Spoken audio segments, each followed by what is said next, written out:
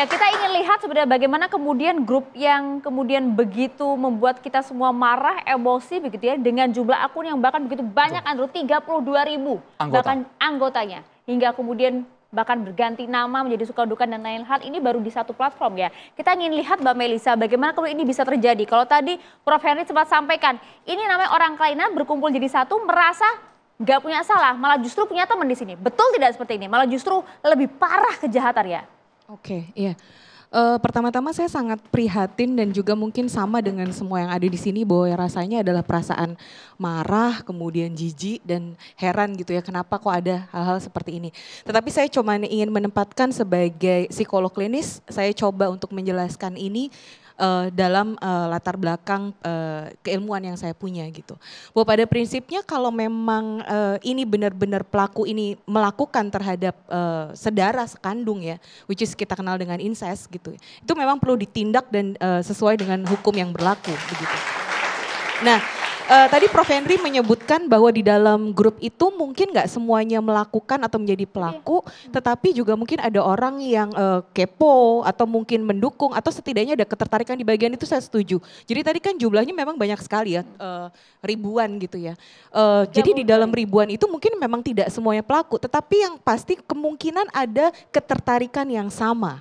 Dan yang melakukan itu secara aktif, mungkin mereka ada kebutuhan untuk mencari eksistensi diri, mencari pembenaran dari rasionya yang sama sekali gitu, sangat-sangat nggak logis gitu ya. Kemudian mencari kesamaan dukungan sosial bahwa perilaku saya ini semoga dianggap normal oleh komunitas yang kurang lebih sama.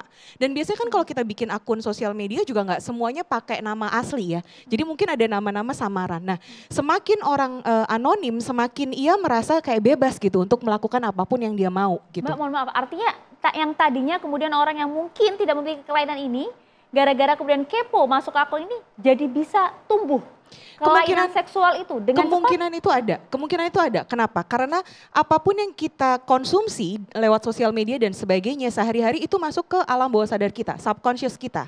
Sehingga itu di lain waktu itu bisa muncul ke dalam bentuk ya entah itu fantasi lah, dorongan lah, atau mungkin perilaku yang sebenarnya begitu. Tapi gini, kalau bicara tentang dorongan seksual, dalam psikologi dorongan seksual itu salah satu bapak psikologi dunia gitu, dalam teorinya psikoanalisis mengatakan bahwa dalam setiap manusia itu ada yang namanya dorongan hewani atau dorongan naluriah yang sudah terberi, yang udah nggak bisa diapa-apain, tidak bisa ditolak, tapi bisa dikendalikan. Apa yang dimaksud dengan dorongan hewani? Satu, dorongan seksual, kemudian dorongan untuk makan, minum, tidur, survival, kemudian dorongan juga untuk melakukan agresivitas karena dengan tujuan mempertahankan diri. Nah, dalam istilah psikologi dikenal dengan struktur kepribadian yang namanya id. Ini adalah struktur kepribadian yang paling primitif gitu ya, di mana prinsipnya adalah prinsip kesenangan, pemuasan segera dan sebagainya. Tetapi jangan lupa bahwa selain itu juga manusia punya yang namanya struktur kepribadian super ego yang bicara tentang norma-norma, baik itu norma moralitas, kemudian religiusitas, kemudian sosial dan sebagainya. Nah, bagian super ego ini berbicara tentang apa perilaku yang harus dan tidak harus dilakukan. Nah, dari kedua hal yang bertentangan ini yang selalu dalam konflik, yang kemudian menjembatani adalah fungsi egonya atau dirinya. Atau yang kita bahasa sehari-harinya adalah bagaimana individu itu bisa melakukan kendali diri. Mbak Melisa, tapi kalau untuk grup FB Fantasi Saudara ini kami rasa ya Mbak ya, kami rasa ini bukannya justifikasi tapi sepertinya dorongan seksualnya menyimpang, Mbak. Ada kalimat seorang ayah yang bangga, betul. Nih anak saya masih 2 tahun, saya tungguin nanti ketika 4 tahun saya eksekusi. Betul. Itu kan gila, Mbak. Betul, itu memang penyimpangan seksual. Kalau memang itu dilakukan. Persoalannya kan apa yang ditulis dengan apa yang dilakukan mungkin bisa itu dilakukan atau mungkin itu adalah bentuk fantasi. Jadi dia sengaja untuk... ada yang menceritakan pengalaman itu, Mbak. Oh, kalau tentang pengalaman di ruang praktik itu sebenarnya udah lama, udah banyak. Bahkan ada beberapa keluarga yang sampai sekarang juga nggak tahu, pasangannya juga nggak tahu gitu. Jadi ini sebenarnya bukan hal baru. Cuman mungkin ketika ini viral dan di blow up itu kemudian ya menjadi perhatian masyarakat. Ini gitu. kan di ruang publik, Mbak. Mereka sudah berani buka-bukaan. Bayangkan ketika itu ranahnya privasi, Mbak. Mereka tidak umbar ke media sosial, jangan-jangan lebih liar daripada itu Mbak tingkah lakunya. Bisa jadi. Karena di ruang publik sesama komunitas mungkin saling dukung satu sama lain, Mbak Melisa? Ya kalau pengikutnya segitu banyak, ya sudah pasti ada ketertarikan yang sama di area yang sama kan gitu. Entah ketertarikan itu kemudian dalam wujud fantasi aja atau kemudian diwujudkan di dalam bentuk perilaku begitu. Lebih detail lagi Mbak, ini bukan yang lebih spesifik tapi kami selidiki percakapannya gini Mbak. Mana foto ibumu yang mengumbar aurat ini? Coba dong lihat dong, ibumu gimana, sudah pernah di ini belum? Aduh. Rasanya kan nggak etis banget Mbak. Oke, tadi yang saya katakan bahwa dorongan seksual adalah masuk dalam dorongan naluriah gitu ya, yang memang sudah terbawa. Itu tidak bisa untuk ditolak tetapi bisa untuk dikendalikan. Awalnya ketertarikan seksual itu adalah antara pria dan wanita, itu udah terberi dari Allah Subhanahu wa Ta'alanya begitu gitu ya. Tetapi kemudian jangan lupa bahwa ketertarikan seksual tidak hanya melulu soal ketertarikan fisik tetapi juga melibatkan pengalaman kedekatan emosional. Kemudian juga ini bukan pembenaran ya terhadap hal itu ya. Tetapi bisa dibayangkan bahwa dengan misalnya nilai-nilai moralitas yang kurang diajarkan bagaimana yang baik dan yang benar dari orang tuanya, dari keturunan sebelumnya. Kemudian juga ada pengalaman-pengalaman emosi yang misalnya keponakan diurus sama tantenya, ketika dewasa keponakannya itu kemudian menjadi good looking dan sebagainya, tidak ada orang lain. Nah, bisa jadi pengalaman-pengalaman kedekatan emosional itu dan juga pengalaman-pengalaman pribadi itu menjadi tercetuskan untuk oh iya nih kayaknya nggak apa-apa nih untuk coba. Seperti itu. Nah, makanya disebutnya penyimpangan seksual, begitu. Luar biasa kalau kita lihat sebegitu jauh dan juga rasa proses itu kemudian berlangsung juga tidak tiba-tiba. Tidak tiba-tiba pastinya. Bisa disembuhkan tidak dalam waktu dekat, dalam waktu singkat? Kalau bicara tentang kesembuhan, untuk disembuhkan sebagai psikolog klinis dewasa, kliennya harus punya kesadaran bahwa iya perilaku saya bermasalah. Nah seringkali orang yang melakukan ini apalagi didukung dengan sekian banyak, mungkin untuk kesadaran iya perilaku saya bermasalah juga mungkin akan sulit. Kenapa? Karena ada justifikasi dari sesuatu yang tidak rasional sama sekali bahwa kan bukan aku aja, kan yang lain juga melakukan atau yang lain juga banyak kok yang like ini postingan gue dan sebagainya gitu. Baik, kita ke Mas Reza, boleh mereka bukannya menyadari kesalahannya tapi malah bangga dengan perbuatan asusilanya Mas Reza. Apa yang salah Mas? Pola apa ini yang terjadi? Saya pikir kita harus pilih, kita sedang menyoroti aktivitas seksualnya ataukah kita sedang menyoroti aktivitas bermedia sosialnya. Lantas bagaimana penyikapan negara? Sesaat lalu saya coba cek, setiap kali kata kunci fantasi sedarah dan Polri saya masukkan ke mesin pencari, yang muncul selalu Bareskrim Direktorat Tindak Pidana Siber.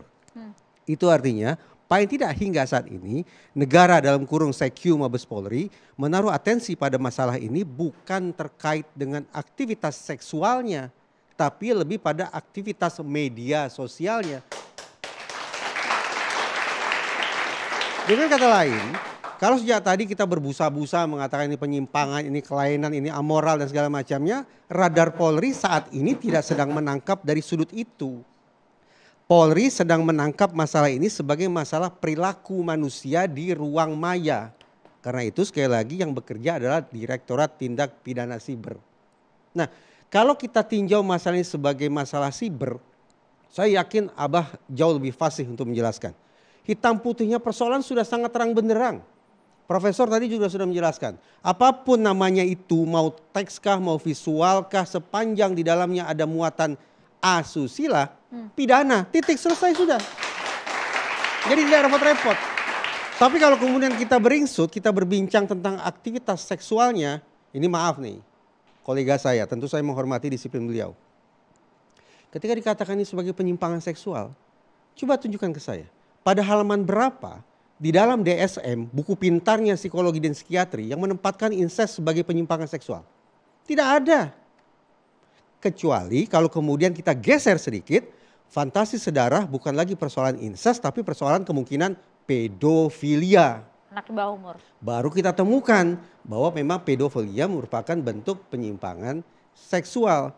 Nah, dengan kata lain, agar negara ini, yaitu kementerian dan lembaga terkait betul-betul terbantu oleh kita, ayo kita rumuskan, kita mau menyoroti masalah ini sebagai masalah apa? Satu, masalah katakanlah pidana siber. Oke. Clear sudah, itu ditindaklanjuti. Itu pintu masuk ya Mas Reza, pintu masuknya Mas. 6 orang sudah diamankan, kabarnya demikian. Betul. Yang kedua, kalau kita ingin tinjau ini sebagai masalah perilaku seksual yang jahat, coba rumuskan istilah apa yang akan kita gunakan. Kalau incest sekali lagi saya agak gamang untuk menyebut ini sebagai penyimpangan. Tentu kita bisa punya pandangan yang bervariasi. Tapi kalau kita sebut istilah pedofilia, apalagi kemudian sudah menjelma sebagai molestation, perilaku nyatanya ada, maka ini sudah lagi bukan ranahnya Direktorat Tindak Pidana Siber, tapi Direktorat Perlindungan Anak dan juga Tindak Pidana Perdagangan Orang. Begitu kita gunakan istilah yang tepat, yang terukur, mudah-mudahan akan banyak kementerian dan lembaga, akan banyak direktorat di Mabes Polri akan turun tangan. Tapi sepanjang kita tidak membuat rumusan yang betul-betul terukur, maka perkiraan saya lagi-lagi ini sebatas masalah aktivitas orang bermedia sosial saja. Meskipun tadi yang dikatakan oleh Mas Reza betul, bahwa yang disoroti sebagai penyimpangan seksual itu bukan insestnya, tetapi bahwa ketika orang dewasa melakukan itu kepada anak yang belum mengalami atau belum memiliki ciri seksual sekunder, which is di dalam psikologi itu mengacu pada istilah pedofilia. Pedofilia adalah salah satu gangguan parafilia, penyimpangan seksual. Secara umum parafilia bicara tentang bagaimana seseorang memiliki hasrat, fantasi, dorongan seksual pada objek situasi yang tidak biasa. Gitu. Karena kan kalau kita mungkin sesama orang dewasa gitu biasa gitu untuk bisa memiliki ketertarikan seksual. Tetapi kalau tadi ke anak, apalagi anak bayi yang jangankan mengetahui itu benar dan salah gitu, dia bahkan tidak punya kapasitas untuk melakukan penolakan. Ya betul, itu mengacu pada pedofilia. Tadi terima kasih koreksinya. Mas Reza tidak skeptis kan ini rame-rame kemudian polisi bergerak ditangkap selesai. Karena yang baru bertindak seingat kami baru Komdigi dan juga Dirsiber Polda Metro Jaya, Mas Reza. PPA belum ada suara mungkin sejauh PPA ini, sudah ada, PPA sudah mengeluarkan pernyataan paling tidak yang mengatakan bahwa ini adalah grup yang kacau balau yang sudah seharusnya ditindak secara hukum. Sebatas baru pernyataan. Langkah itu. konkretnya kami belum dengar sama sekali, Mas. Sejujurnya, Mas ya. Saya pun demikian. Bahkan izinkan saya juga untuk menjadikan ini kesempatan mengatakan otoritas penegakan hukum semisal Mabes Polri pun harus disemangati betul agar bisa kerjanya memunculkan efek jerah. Bagaimana ya agar proses penegakan hukum itu bisa memunculkan efek jerah? Syaratnya sederhana untuk diucapkan, yaitu 2. Cepat, ajak. Cepat, konsisten. 2 itu saja. Tapi persoalannya kita pernah perbincangan Mbak Maria. Tidak usah kita bicara tentang sebuah grup Facebook yang jumlah anggotanya puluhan ribu orang. Sekian bulan silam ada 1 orang, cikal bakal predatornya sangat nyata, suka mengunjungi situs-situs mesum, bahkan mengucapkan narasi-narasi pelecehan terhadap kaum Hawa. Namanya Fufu Fafa. Sendirian dia beraksi di sana. Apakah bekerja otoritas penegakan hukum kita? Tidak. Jadi izinkan saya untuk ragu. Kalau 1 orang saja tidak berhasil diburu, apalagi puluhan ribu makhluk di dalam grup Facebook fantasi sederhana itu. Tapi kan saat ini sudah ada 6 orang yang kemudian ditangkap oleh polisi, admin dan juga member aktif. Dan mungkin juga angkanya akan bertambah. Kalau kita ingin menyemangati Polri agar bisa bekerja memunculkan efek jerah, 1 cepat. Oke, ini cepat sudah terpenuhi. Tantangan yang kedua, harus konsisten. Puluhan ribu anggota yang diamankan cuma 6 itu konsisten atau tidak? Menurut saya tidak. Demikian pula puluhan ribu anggota Facebook coba diburu. 1 orang Fufafa dibiarkan begitu saja itu konsisten atau tidak? Ini pintu masuk Mas Reza. Silakan. Kalau saya bicara mengenai persoalan penegakan hukum di dunia cyber itu sebenarnya ada 2. Kalau orangnya, pelakunya ini urusan Mabes Polri yaitu terkait dengan Direktorat Cybercrime itu. Tapi kalau akun-akunnya, kemudian kontennya, ini urusan Komdigi. Nah persoalannya adalah seberapa jauh Komdigi itu memiliki otoritas bisa memblokir akun. Kalau memblokir situs saya setuju. Tapi memblokir akun itu kan kirim surat sebenarnya kepada platform seperti Meta. Tolong akun ini dihilangkan, tolong konten ini dihilangkan. Tergantung dari kemauan Meta. Kalau menurut Meta itu tidak melanggar community standard, mereka akan tidak mau. Berarti Komdigi bisa dilepahin juga, Prof? Bukan hanya dilepahin. Saya bilang negara ini nggak punya kedaulatan digital. Bisanya hanya minta kepada platform-platform itu. Platform itu ada di negara kita. Platform itu bisa diakses negara kita. Tapi tata nilai kita, agama kita dilecehkan oleh mereka. Mereka seolah-olah tenang-tenang saja kalau belum diviralkan atau belum diminta oleh Komdigi. Itu yang terjadi. Makanya ini di beberapa negara Eropa itu justru saya gini, contohnya itu Eropa. Uni Eropa itu 27 negara. Ya, 27 negara menjadi satu memiliki regulasi yang sama.